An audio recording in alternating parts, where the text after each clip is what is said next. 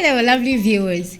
You are welcome to the first edition of the Daily Trend TV show, Season 2, right here on a New World TV.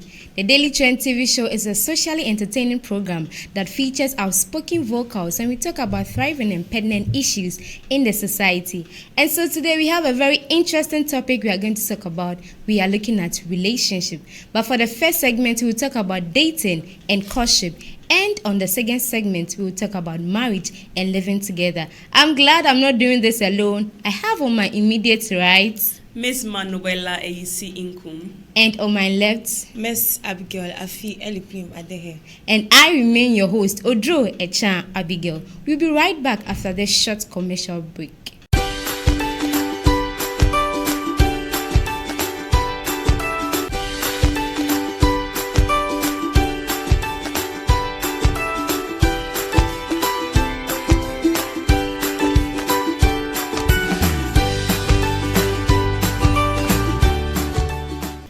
Today we are going to talk on our first segment, dating and courtship.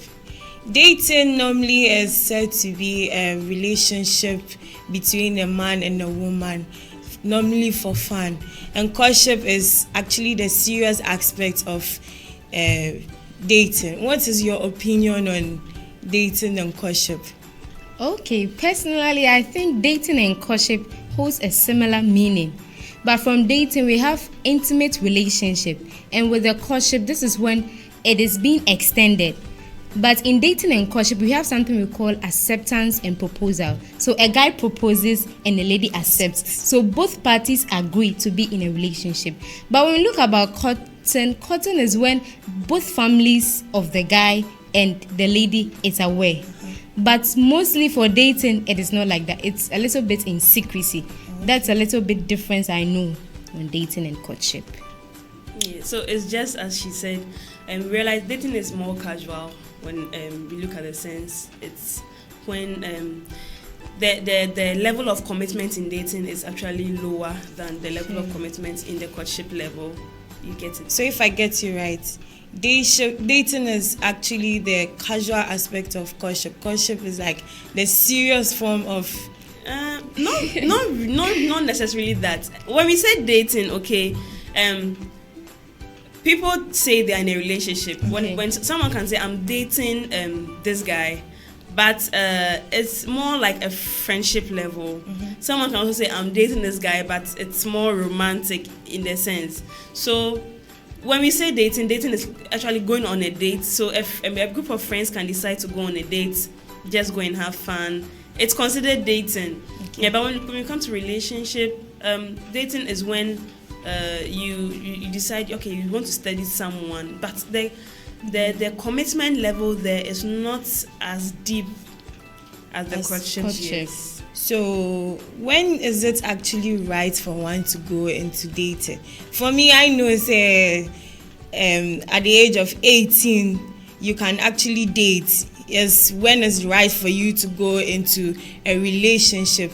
And what is your opinion? Like That's an interesting question, but I think it's a personal choice. Exactly. So Socrates said, man, know thyself. Before you go into a relationship, you have to know the kind of person you are before you enter into a relationship. Yeah. Because taking the burden of someone else's life is not something easy. So talking about the age, I know sometimes it is part. not just the age, The maturity level should also count. also counts. And should be fully prepared before you enter into a relationship, whether you are ready to date or you are ready to court. So from what you are saying, I can deduce that being in a relationship, dating is actually like you should be prepared.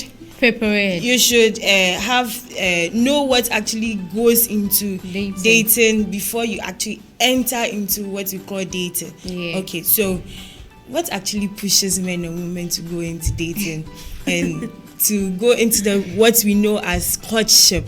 You know, I know say it's like for me, if I want to go into a relationship, sometimes it will be for companionship, Sure. to have an affection or something. Like what is your opinion?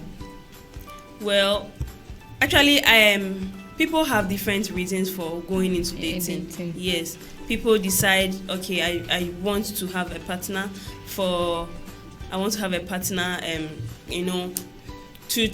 share my life with. That's what some people enter dating. But I personally think, in today's generation, I feel like people are losing the real value of dating. People are so attached to their phones and to their social media life that they actually lose, themselves. And it's like when they are off social media, they don't really have a life. So they just want someone, they are in love with the idea of dating, not with actually what dating itself is.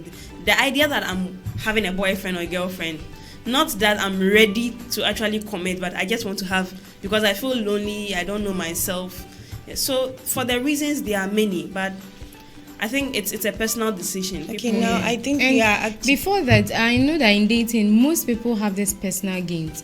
They only look at their personal gains. For the guys especially, some of them, they go into dating because they want to have sex with the ladies. It's obvious. And there are other ladies, they also go into dating because they want money. This guy is damn rich, so if I date him, I'm sure I'm going to get my needs. It's not only ladies that go into relationship because they want money. Most of the time it's the ladies, but you can also say that most men also go into relationship because they want to get their monies from the ladies. But on a level, I think it's the ladies mostly that they go into a relationship because they just want money. Okay, I think we actually have a little bit of confusion as to what's dating and courtship. Let's look at this short video, then we'll see the differences that is there between dating and courting. Yeah. Okay. If you are currently in a relationship with somebody, that you will assess whether you are dating. Difference number one is that dating is more recreational, whereas courtship is intentional. And what I mean here, in courtship, both people enter into the relationship with a sense of readiness and a desire for marriage. They may not know that they want to marry you, but both people are coming into the relationship on the same page. Whereas in dating, one or both of the people may have no desire or readiness for marriage, but they just want to have somebody to kick it with, somebody to be conveniently involved with, somebody to be physically involved with, or just somebody to cure their loneliness. So oftentimes in dating, the focus is more so on what I can get out of the relationship, how I can have more fun, more free meals, more free vacations, more convenience, more and better sex. Whereas whenever we are courting, we are strongly considering how our actions may affect someone else, and we want to protect that person's heart, so much so that if the relationship does not work out for some reason, you are not damaging them for their next relationship. Difference number two is that in dating, there can be at times a lot of confusion, whereas in courtship, there's always clarity. In courtship, it is very clear to both people where the relationship is going, what the status of the relationship is, whether you're a couple, whether you're not, whether you're exclusive or you're seeing other people. You don't have to wonder, well, what did it mean whenever you kissed me? What did it mean whenever you're taking me home to visit your family? All of these things are things that are clear because both people have made their intentions known and you're having regular conversations about where this relationship is going. Whereas in dating, because at times there can be no definition and no true commitment, it can oftentimes lead to confusion. Difference number three, dating rarely involves accountability, whereas courtship is generally done within a community. Oftentimes, not all the time, but in a typical dating relationship, there can be secrecy at times because one or both of the people in the relationship are really not sure where the relationship is going or whether it's going to work out or not. And so they have no desire to really be public in front of other people. But in courtship, because both people are on a similar path to marriage, there is no secrecy, there is no hiding, because it is generally done within a community of people who are committed to holding you accountable in your relationship. Difference number four is that dating often follows practices in the world, whereas courtship follows principles in the Word. You see, the world will tell you, well, you know what, you need to try it before you buy it because you need to know what you're getting into sexually, or you know what, it's okay to live together before marriage. In courtship, the couple says, you know what, because we see a genuine, authentic future in this relationship, we don't want to do anything that could possibly jeopardize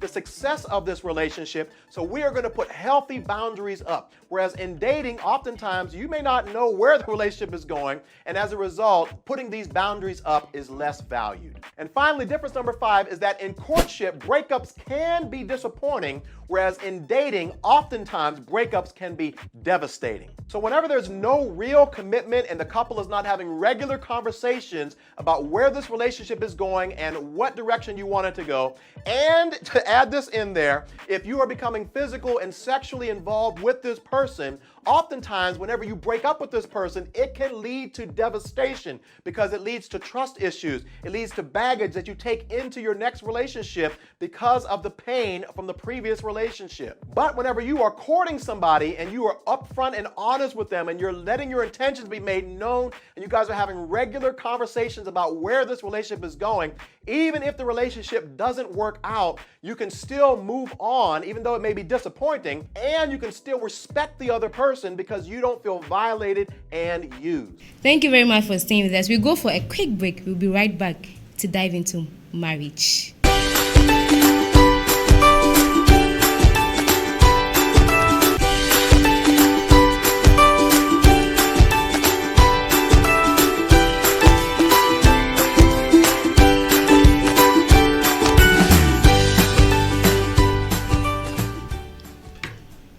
Thank you so much for staying with us. Up till now, it's still your favorite show, The Daily Trend.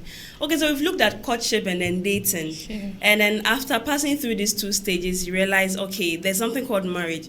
First of all, do you think marriage is so important after passing through dating and courtship? Of course it is. It's very important. So what exactly is marriage at all? I mean, we all know it's a union between two people. Sure. Yes. In today's world, we can't say a man and a woman only. So it's a union between people. It can be two men, two women, or a man and a woman. So what is your view of marriage? Okay, so just as you said, marriage is the union between, should I say two opposite sex, or okay, it's a union between two people who have agreed to stay together after a period of dating and courting. So you date for a while and you court, and if you agree, this is the person I think I can move on with, you join in agreement to the person. You have a ceremony, and that is marriage. Well, for me, I think that marriage is where you have a mutual agreement with the person you think you can actually spend the rest of your life with, where you can share your common views with, you have your vision, you have your life to live with. Yeah, that's how I see marriage to be. Wow. Okay. So we know there are types of marriages. We have the civil marriage, the legal, but today we're not really diving into the formalities of marriage. I'd like to ask this important question. People say they are in love. We date, we court, we marry. I mean, if you say you're in love with someone, why then do we hear of divorces? It's like there's so much, the rate of divorce is so high. It's so high, yeah. very high. Why exactly do marriages fail? I don't understand. The number one point I most of the time see is lack of communication. Okay. Every agreement has this level of communication that can solve it a little bit. But we tend to see that when we get married, there is no lack of communication. Husbands, they go to work, they come back, they sleep, that is all. They don't talk, they don't share their feelings. So if this happens for a particular period of time, surely there are a lot of elapses that happens and there is no communication. So how would the lady know this man is suffering from something, my man is suffering from something? So when there is a lack of communication, it tends to make the relationship a little bit dormant. She said lack of communication. Yeah. I think I don't really agree with what she's saying. Yeah, because people I think before you go into marriage, there should be preparation. The preparation, the foundation. If the foundation is not strong, when you go into a marriage, no matter what you do, it will break. Communication comes after. Trust also. Sure. God is also a factor. I like that point. That is the trust factor. The trust factor is really, yes, indeed. I'd like us to take a look at this short video. Not my God, but your God. Let's take a look at this short video. Okay. About why 50% of marriages actually do fail. Okay. The very beginning of a relationship, there's a lot that needs to be established in the area of trust. And there are lots of questions that people have. Can I trust this person to be my friend? Can I trust this person to listen to me when I'm upset? Can I trust this person to be a partner? Really share the housework, share the power? Will this person respect me? And these areas of trust have to be established. And a lot of times they're established through arguments. So a very big transformation that people make in the early part of relationships is a transformation that we call from me to we, to really becoming a team. And so the reason that there's so much argument in the beginning of relationships is because they're hammering out these issues of trust. So we realized from the video we just watched, the man was talking about trust. Yeah, and I think, I don't know how trust is actually lost. You say you're in love with someone, you get married to the person, and then along the line, trust is lost. And then what do you think causes these things? And before trust is lost, I also want to understand how the trust is formed. Okay. How can the trust be formed? Because before we think about losing the trust, we have to think about how the trust is formed. I think it's true. That is where my point of communication comes in. The more you communicate with someone, the more you share feelings, the more you share views. That is when you get intimate with the person, and this trust is being established. So before the trust can be go away, you have to regain that trust through communication. But then, do you think it's just communication? I mean, we can look at finances also being a problem. It's a factor. Finances can be a factor. Sure. Lack of children can be a factor. Sure. And then, is it possible that you can just wake up one day and realize the love is just not there? It's not really possible to just wake up and say the love is not just there.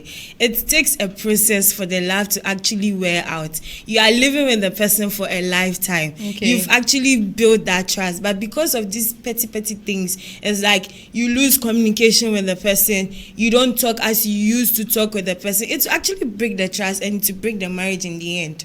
Okay. So let's look at finances. Yes, you said for better or for worse. So how can finances actually lead to a broken marriage? Listen, in a modern time, we know finances holds such an importance in our life, especially in our marriage life. Because of the societies we are in. If you are a man and you are leaving the house and you drop nothing on the table, you come back and eat the table. So I think finances is also a factor why most marriages fail. But before that, the lady, you went into the relationship for better or for worse. If there is any issue with finance, you have to sit with your husband down and find solutions together. You don't leave it only for the husband to find solution or find work. That goes back to the foundation. You have to actually talk about that before you go into the marriage. If you don't know what the guy is actually earning, you yourself, you don't actually talk about it. When you enter into the relationship, it's rubbish. Love is blind. You can't tell me love is blind. No, it's not. You see, I don't think it's, people change. We are human beings and we change with time. So sometimes it's not as easy as you are saying it to be. You might even talk about it, but when the situation is, you are being confronted by the situation. When you are faced with it, it's a different story. But anyway, so you realize your marriage is failing. You realize, what exactly are the steps to take? Is it advisable to bring in a third party? What do you think are some of the steps to take to save your marriage from dying? For me, I think you bring in a third party when it's actually beyond you. Marriage is between you and your husband. Okay. So it should start from there to actually know how to talk to your husband. Go back to your first love. Look at the reason why you actually got married. Yes, I still hold with that view that you have to go back to the reason why you got married, so you can actually chip in the communication. Then you start from that stage. But if it goes beyond you, you can bring in your parents and a third party that will actually help you too. Someone who will not agree with the third party issue. Some men and some women just don't like the idea of bringing a stranger coming in. But if you're looking at why you got married in the first place, then there's a problem, because some definitely get married not because of love, because of beauty. Some because of old age. I'm getting old. All my mates are married. Sure. Yeah. Some because they just want to start a family. Some just want companionship, so I don't know. But for point of injection, we said marriage is the union between both families. So it's so advisable you bring in a third party, because when you were married, there were witnesses. So if there is anything beyond you, go back. Your parents, I know sometimes we bring in our parents a lot, but if the issue is so beyond you, you have to bring a third party, because you didn't marry alone, close. Even if you go to the court, there are witnesses. So it's advisable you bring in a third party. But then the third party, we have to be very careful about the person. The third party you are bringing in. That third party can actually come and break. Exactly. the marriage or make it the does marriage. So happen. you have to be very Weigh the careful. person, sure. Okay, so what if your marriage is failing because of in-laws? Let's look at this issue. Yes, what if it's it's your in-law that is actually causing your mom is staying with you or your husband's mom is staying with you, and how do we deal with that? This issue is a very tough issue. But first, as a woman, you should know how to tolerate your in-laws. Same goes to the man. If you are living in a house, I don't advise that you invite your in-laws to live with you. Okay. But sometimes they pay a visit, and for that short time they pay a visit, there's catastrophe in the house. Wow. So you have to know how to relate and tolerate your in-laws. If you think it's getting off hand, talk to your husband. Okay. Know how to talk to your husband. Know how to talk to your wife.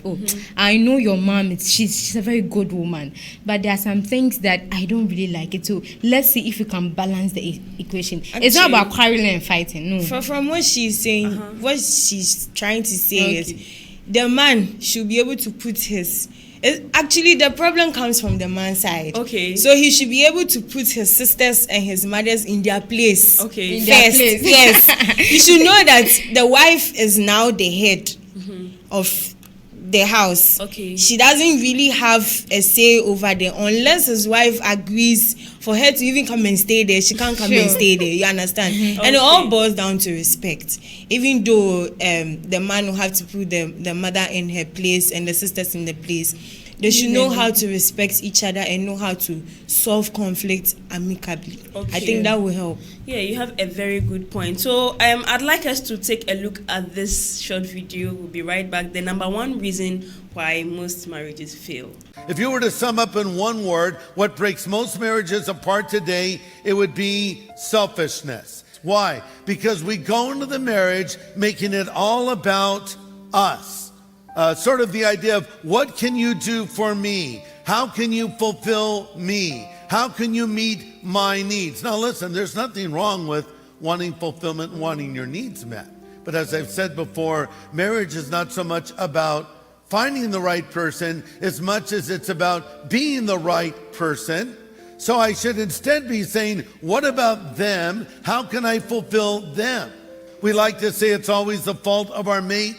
But I bet if you're having marital conflict right now, a lot of the problems could be traced right back to you. James 4:2 says, where do all these appalling wars and quarrels come from? Do you think they just happen? Think again. They come about because you want your own way and you fight for it deep inside yourselves. That pretty much sums it up. We want our own way. Listen, fight to resolve, not to win. If you're fighting to win, you've already lost. It's not about winning the argument. It's about resolving the conflict. You know, you can be in a big conflict and you're like, she's yelling or you're yelling or whatever it is. And then you just look at him and say, you know what? I was wrong. I love you. Diffused. Didn't take you that long, did it?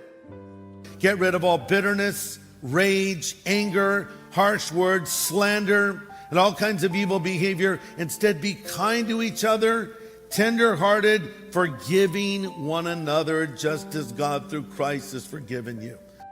These are simple truths that we can apply in our lives to love as God wants us to love. So love your mate, honor them, and live selflessly, not selfishly. Okay, so we heard from the video about selfishness and then selflessness.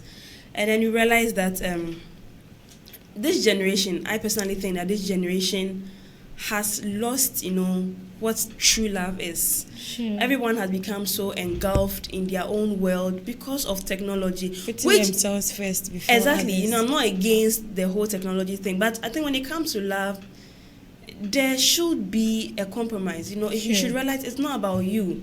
It's about the other party too. Whatever decision you take is not just affecting you. So I would like to advise viewers out there that, try to be selfless. From what we heard from the video, let's put our partners first. It's not easy, especially when you're educated. You're a woman, you're educated, you feel like, hey, I have my degree, but let's try. You won't lose anything, a few seconds of actually being humble and then thinking of your partner first will cost you a lifetime of happiness. Sure. Yes. So my co-host, what are your final words for our viewers? And also, my final words, I would say, apart from being selfless, we should know how to manage the conflicts in the relationship, in the marriage. Because when we are not able to manage the little conflicts that actually become big conflicts and it breaks up the marriages. So, one, we should trust, know how to love. Sure. Love, you have to learn how to love. That is why we go to school, to learn how to study, how to read and all that. Yeah, you should learn how to love. And also conflict resolution to help save your marriage. Okay, and now how about you, Abigail? Okay, so marriage is a very beautiful thing, but wait, be prepared before you enter. So this brings us to the end of this interesting show, The Daily Trend Season 2. You can catch us on every Tuesdays at 9:10 a.m. and 4:10 p.m. and for a repeat, Wednesdays 9:10 a.m. and 4:10 p.m. You can equally visit our social media handles on Facebook, The Daily Trend at Daily Trend TDT, and on YouTube, The New World TV, The Daily Trend playlist. I have been your host. I'm Abigail Lechan Odro, and I was joined with my beautiful co-abled host. Till we meet again, it's bye-bye. Thank you for staying with us.